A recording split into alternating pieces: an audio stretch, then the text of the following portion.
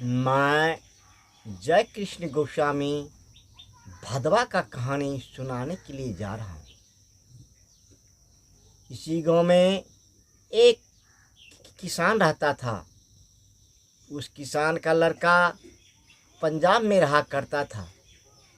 कुछ दिन के बाद किसान का लड़का अपने घर आया।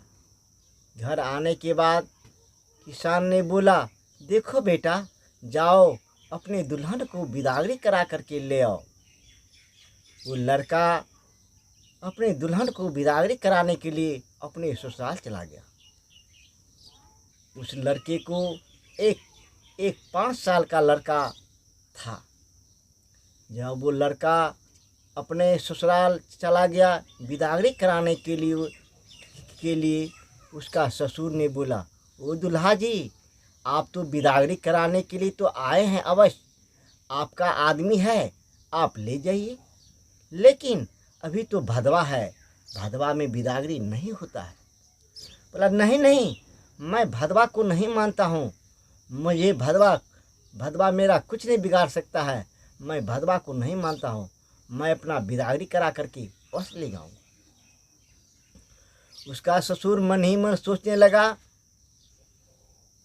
कि पितामुख कन्यादान होता है, मैंने अपने बेटी का कन्यादान तो इसके साथ कर दिया, अब ये बेचारे मेरे बेटी को जहाँ ले जाए वो तो मुझे मानना ही पड़ेगा। दामाद से लड़ाई झगड़ा करना सबसे महामूर्ख का काम होता है।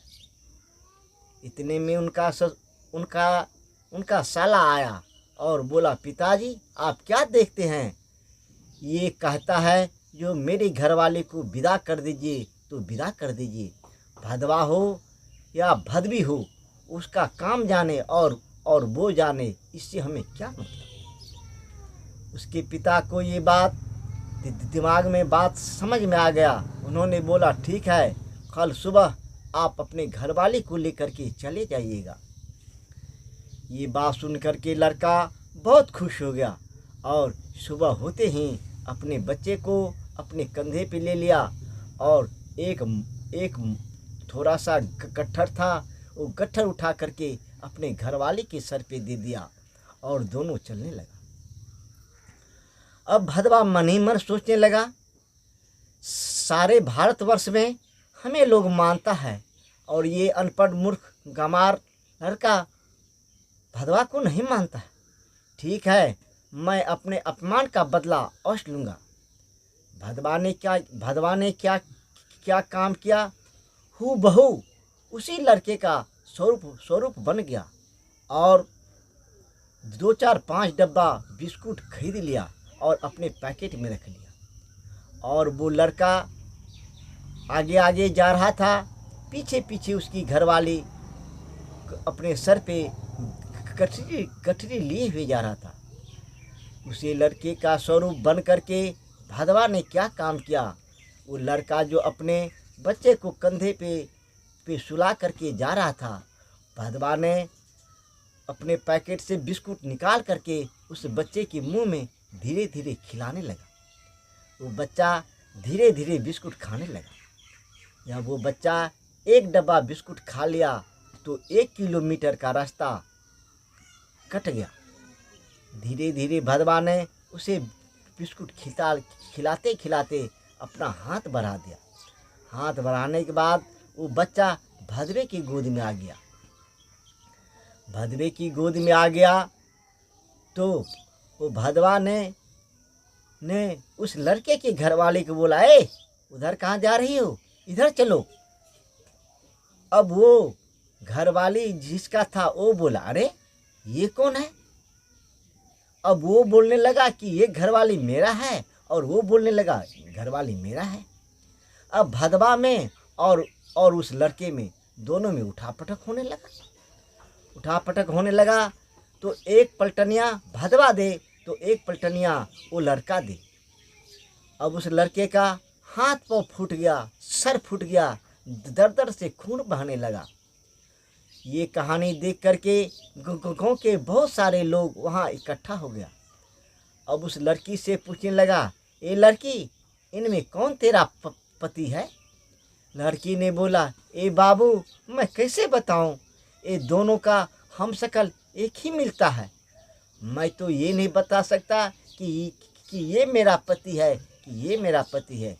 ये तो मैं नहीं बता सकता हूँ कि दोनों का चाल चलन, दोनों का बोलचाल, दोनों का रंग रूप, दोनों का चेहरा एक ही है। अब दोनों में बहुत भयंकर मारपीट होने लगा। इतने में गांव के मुखिया जी वहाँ दौड़ते दौड़ते आ गया और इस बात को सुन करके हैरान रह गया। अब मुखिया जी ने बोला, रे भाई, तेरा घरवाली है? तो भदवा ने बोला, हाँ, ये मेरा घरवाली है, ये मेरा बच्चा है। अब जिसका सर फूटा था, हाथ फूटा था, घुटना फूटा था, अब वो रो रो के कहने लगा, नहीं मुखिया जी, नहीं मुखिया जी, ये तो मेरा घरवाली है।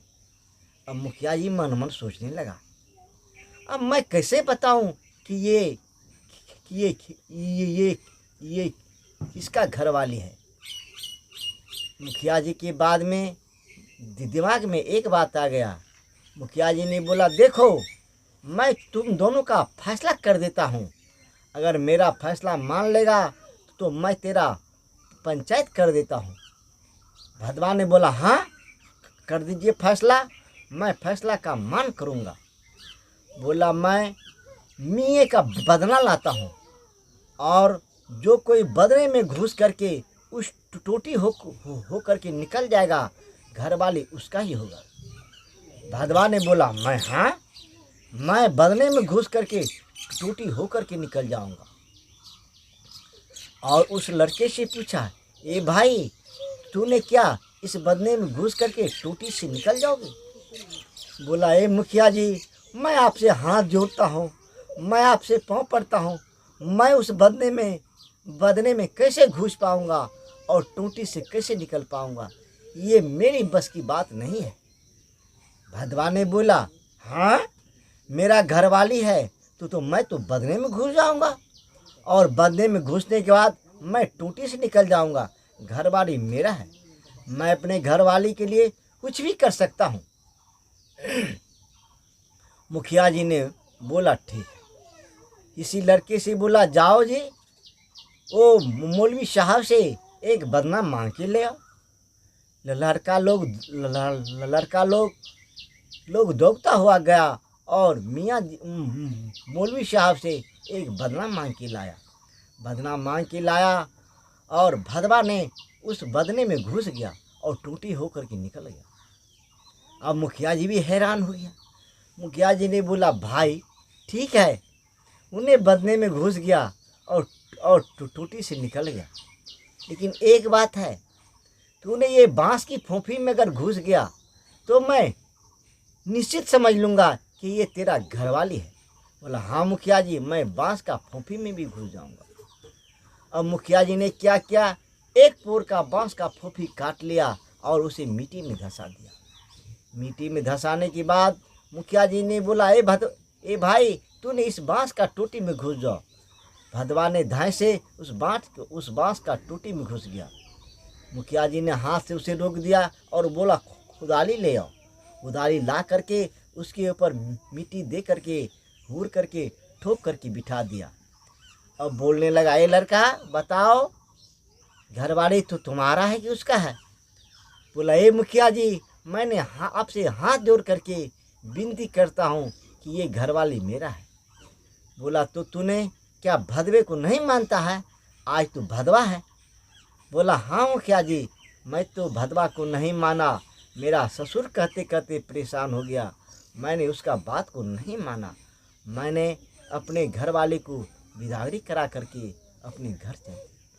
बोला, देखा, वही भदवा था जो कि तेरे बीवी और बच्चे को वो ज़बरदस्ती अपने ओर आकर्षित कर लिया। ठीक है, तो तुम अपने बीवी को लेकर के अपने ससुराल चले जाओ और भदवा जब उतर जाएगा अब तूने अपने बीवी को विदा करके अपने घर चले जाना। अब वो लड़का और वो लड़की अपने मायके चला गया। मायके जाने के बाद उसका ससुर ने पूछा, दुल्हा जी, ये क्या हुआ? वो लड़का ने अपने ससुर के पाँव पे गिर गया। वो ससुर जी, मैंने भदवा को नहीं माना, वही भदवा हूँ बहू हम शकल मेरा ही बन गया और मेरे बीवी और बच्चे को वो वो छीन लिया। वही मुझे मार पीट करके ये बुरा हाल किया है। मैं आज से आपका बात नहीं काटूंगा और भदवे को अवश्य मानूंगा। अब उसका ससुर ने डॉक्टर को बुलाया और उसको महलम पट्टी करवाया और आराम से सोने दिया।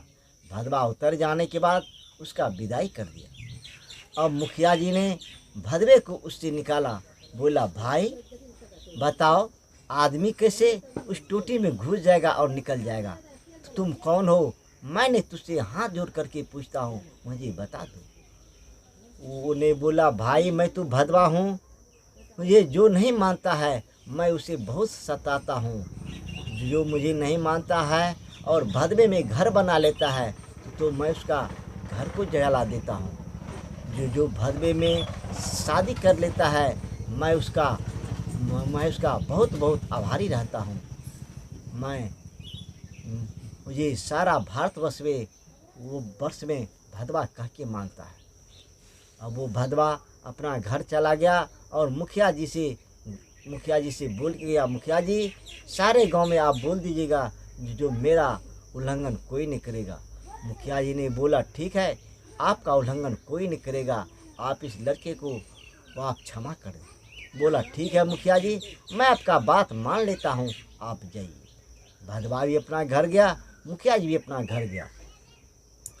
अब वो लड़का ठीक ठाक हो गया तो अपनी घरवाली को लेकर के अपने घर आया। उनके माता पिता ने पूछने लगा कि रे, इतने दिन तुम ससुराल में रह गया? उन्होंने तो लड़का ने अपने माता पिता से बोला, नहीं नहीं, मैं नहीं रहा, मैं तो एक दिन बाद ही अपने घरवाली को लेकर के आ रहा था, लेकिन भदवा ने हम शकल बन करके मेरे बच्चे और बीवी को छीन लिया और हमें मार करके सर फोड़ दिया, घुटना तोड़ दिया, हाथ फोड़ दिया। मैंने फिर वहाँ से वापस होकर के ससुराल चला गया और मुखिया जी ने फैसला कर दिया कि बदनाम में जो घुस करके निकल जाएगा उसी का बीवी होगा। तो भदवा तो घुस करके निकल गया, मैं तो निकल नहीं पाया, तो भदवा को मिट्टी में गाड़ दिया और भगा दिया और मुझे ससुराल वापस कर दिया। तो भदवा उतरने के बाद मैंने अपने बीवी बच्चे को लेकर के अपना घर आया। अब भदवा और उस लड़के की कहानी समाप्त हो गई।